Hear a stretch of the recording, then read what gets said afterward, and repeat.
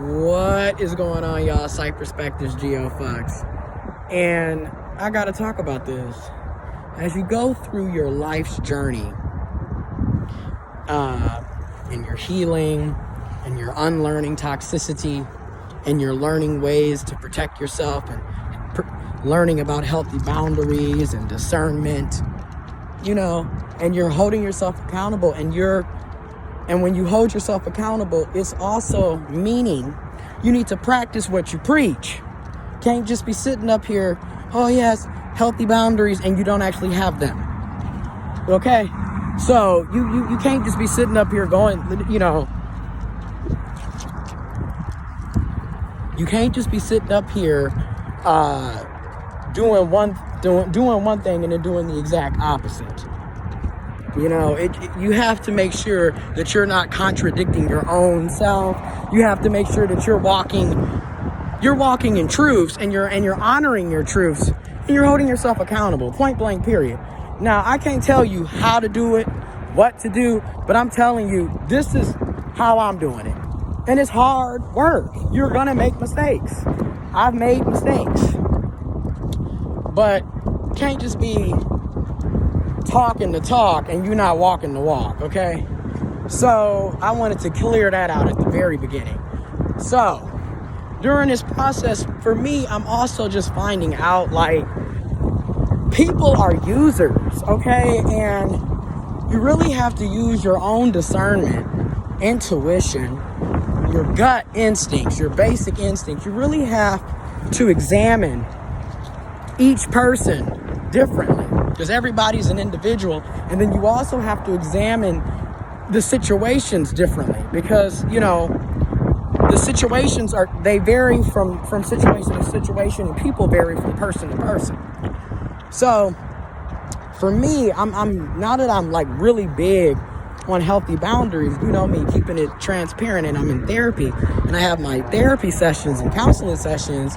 Then I'm doing the self-work and writing how I feel. And, this is another reason why I always like to go walking and running, because I just like to be outside. Exercise is so important. But when it's beautiful, why not?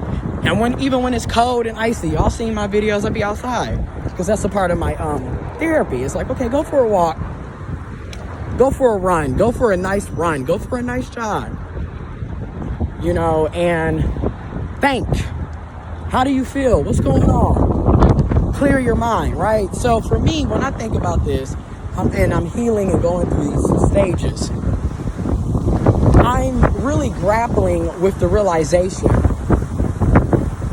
that people are users, okay? And, everybody needs something. Everybody wants something. You need something. You want something. I need something. I want something. We are all naturally users. It's very easy to do, because we all need or want something, and that's okay. The problem is when people are coming in with ill intent. That's the problem. It's the ill intent. What is your intent behind what you're trying to get from this person? Because if you're not trying to reciprocate, you don't have good intent. You don't have good intentions for how you're going to interact and use or work with this person, because it needs to be, reciprocation, reciprocity. It should be a give and take, give and receive, and it should be respect. It should be mutual. You're not coming in here trying to use and abuse. You're not coming in here trying to play mind games. You're not coming in here with negativity, negative energy, ill intentions, bad intentions. That's the gist of it. Okay? Because it really does get to that part where it's just like, okay, I don't want to be this is what I'm working with my therapist. I don't want to be closed off from everybody, but then at the same time, I don't want to be used anymore. I don't want to be used and abused. And see, I'm keeping it transparent. I'm a recovering people pleaser. I'm a recovering toxic codependent. I own up to that. I'm accountable to that. You feel me? I'm not sitting up here making it seem like I'm some perfect ass person and I've been on my on my P's and Q's this entire time? No, I have not. It's because I went through trauma, abuse, getting played, getting used. I went through a lot of shit. That's why I'm able to talk about what I'm talking about, because I had to go through it to get through it. However, I want to share my transparency, my life, my honesty with others in the hopes to help others, so other people can avoid going through what I went through. Each one teach one. You feel me? So now, I'm learning that, but I'm very big on discernment, because a lot of people, this is why I've been really big on this, pay attention to actions. I really pay attention to that. If you're wishy-washy and flighty, I'm not going to deal with you. I'm just not.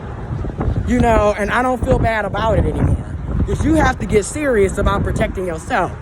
I have this individual that I met, again, I don't really know this person physically outside of Instagram.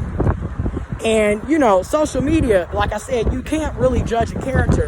You can't really judge people by social media, because people live double, triple, quadruple lives. People only put certain things on social media. You really never know what's going on behind closed doors, behind the camera, the screen that you're using. You really never know. So with all that being said, but I've noticed, they were cool. They seemed cool. You feel me? Blah, blah, blah. But there's been previous instances in the past where they were going to be supposed to be coming into the area, and we were going to plan a meetup and all this other and it always would, fizzle out. Something would happen. So to me, I just know. And then too, for me also, it's a pandemic. I'm not finna be flying out to meet nobody, and you not finna be coming to visit me in my place either. I don't know you, and you don't know me. And like I said, social media don't mean shit. And like I said, and from previous issues pre-COVID, I don't really have a reason to want to meet you, just being completely honest, right?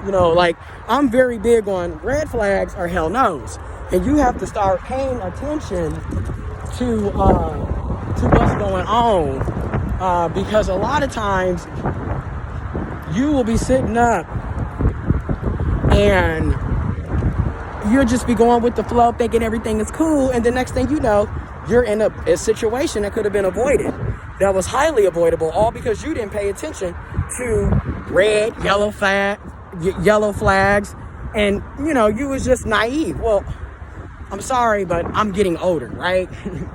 I'm 28. I'll be 29 in October.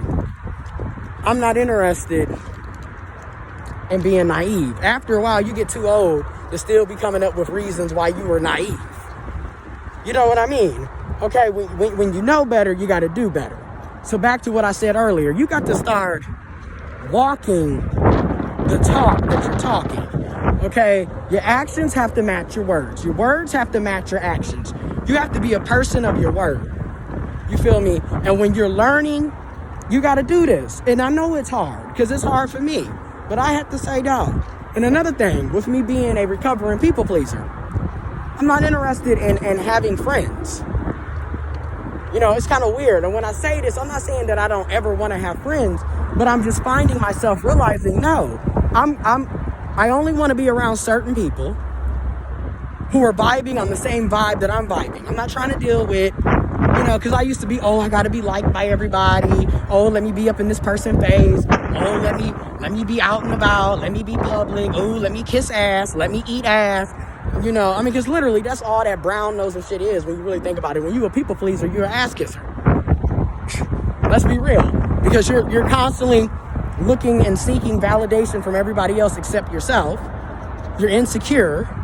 You don't have any self-esteem or self-worth, because why else would you be going around trying to be liked by everybody? Kissing ass. You know what I mean? Brown nosing. What else is going on here? So now that I'm not in that light, I see things so differently now. Because I'm like, look, I'm not interested in that. And like I said, it's a pandemic. I don't know you. And then judging by things that I've seen and how we were supposed to meet up previously, and that was always wishy-washy, I don't know you. And I'm not interested. No. I said, I'm very, like I said, after a while, that naivety, whatever, I'm just coming up with shit. That being naive shit gets played out, okay? If you know better, you got to start doing better. And also, I got to say this real quick. Another thing that needs to be brought up, okay? Also, if you have to get protective about you, because as you grow older, who else is going to look out for you? Your mommy, your daddy, your granny, your papa, your siblings, they're not going to always be there. And in many cases, they weren't there when they were there. Okay, that's why we're just now learning about things that we should have learned when we were kids. So let's be real.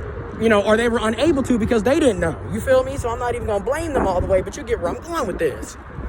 So you have to start getting protective about you, because ain't nobody else about to look out for you like you're going to look out for you. Okay? I'm not saying that other people won't, but you shouldn't be sitting around depending on other people too. Because just in case they don't, you still got to be out here living, right? So come on, you know what I mean? So that's all I'm saying, right? Just like I'm learning, like, okay, ain't nobody else going to make sure Gio healthy except Gio. Ain't nobody else going to get in shape or get the body that Gio want, or the health that Gio want, or, whatever. I have to look out for Gio. I got to protect Gio. I got to protect me, right? So that's how I look at it. And I hope you all start looking at that as well. You got to make sure you're looking out for you. You feel me? In your best interest. Protect yourself. Use your discernment. Use your intuition. Use your gut instincts. I said, when them spidey senses is tingling, you better start realizing something ain't right. Shit. And like I said, be accountable. If you're going to talk the talk, you got to walk the walk.